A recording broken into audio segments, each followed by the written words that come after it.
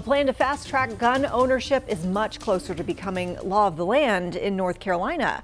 Earlier today, the state Senate passed Senate Bill 41, which would end background checks for private handgun sales, eliminating the need for a local sheriff's permission. The bill, a collection of 3 gun issues lumped into one, passed along party lines and is now headed to the state house. Tonight, State Senator Natasha Marcus of Mecklenburg County, a Democrat who voted against the bill, is saying this law will make our state less safe.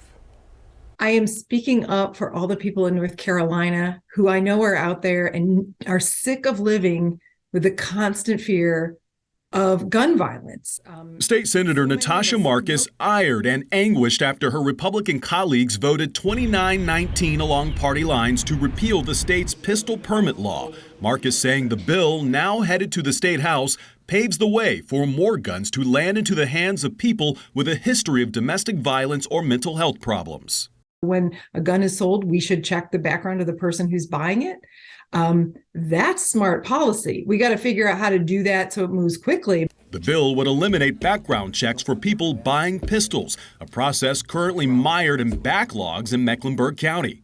I'm very pleased with the direction the law seems to be moving, says Brian Yerke, a member of Grassroots North Carolina, one of a handful of groups suing Mecklenburg County Sheriff Gary McFadden for allegedly slow-rolling concealed carry permits over VA mental health checks for non-veterans.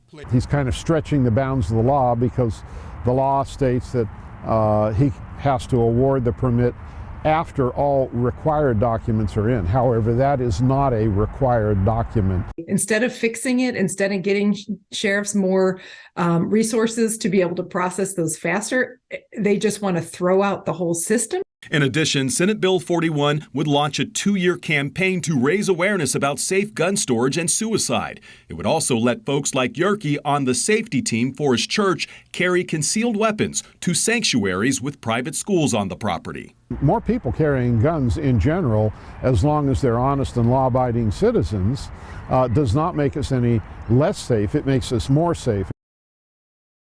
Law enforcement already sounding off on the measure. Gaston County Sheriff Chad Hawkins showing his support. In a statement, he says the gun store will do the same background check as his office, so it's redundant to do it twice. He adds that this will save tax dollars on a repetitive process.